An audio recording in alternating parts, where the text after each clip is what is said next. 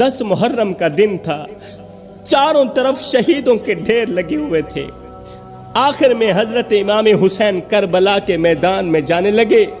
آپ کی معصوم بیٹی نے گھوڑے کی لگام پکڑ لی، بیٹی نے گھوڑے کی لگام پکڑ لی۔ ننھی سی بیٹی ہے، رو کر کہنے لگی، اے گھوڑے، میرے بابا کو لے کر میدان میں مت جانا، کیونکہ میں نے دیکھا ہے اس میدان میں ہمارے خیمے سے جو بھی گیا ہے زندہ واپس نہیں آیا۔ کیسا منظر ہوگا وہ جب ایک باپ گھوڑے پر سوار ہوگا اور اس کی معصوم سی ننھی سی بیٹی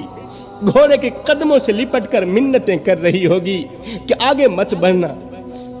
آگے مت جانا، اے گھوڑے میرے بابا کو مجھ سے دور مت لے جانا۔ میرے بھائیوں، ایک طرف حق کا علمبردار باپ کھڑا ہے، دوسری طرف اس کی معصوم بیٹی کھڑی۔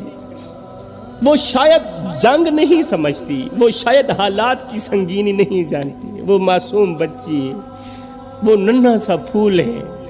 وہ جنگ کے حالات نہیں جانتی، مگر اتنا ضرور جانتی ہے کہ جو بھی اس میدان میں گیا ہے زندہ واپس نہیں آیا۔ لکھنے والے لکھتے ہیں کہ امام حسین نے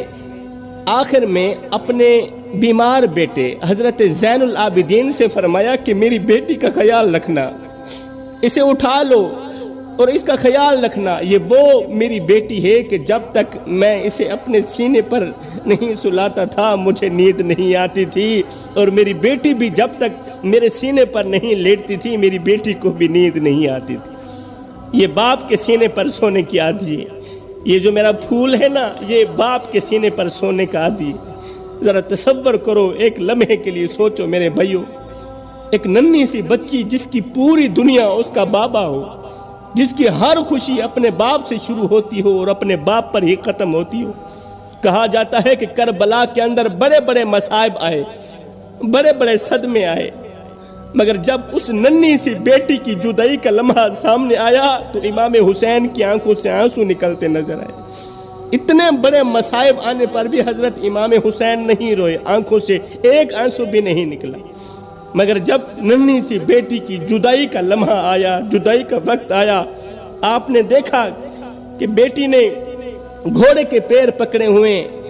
اور کہہ رہی ہے کہ آگے مت جانا، یہاں پر جو بھی جاتا ہے واپس نہیں آتا۔ یہ منظر دیکھ کر امام حسین کی آنکھوں سے آنسو نکلتے نظر، کیونکہ اس شہزادی کو نہیں معلوم تھا کہ یہ حق اور باطل کی جنگ ہے،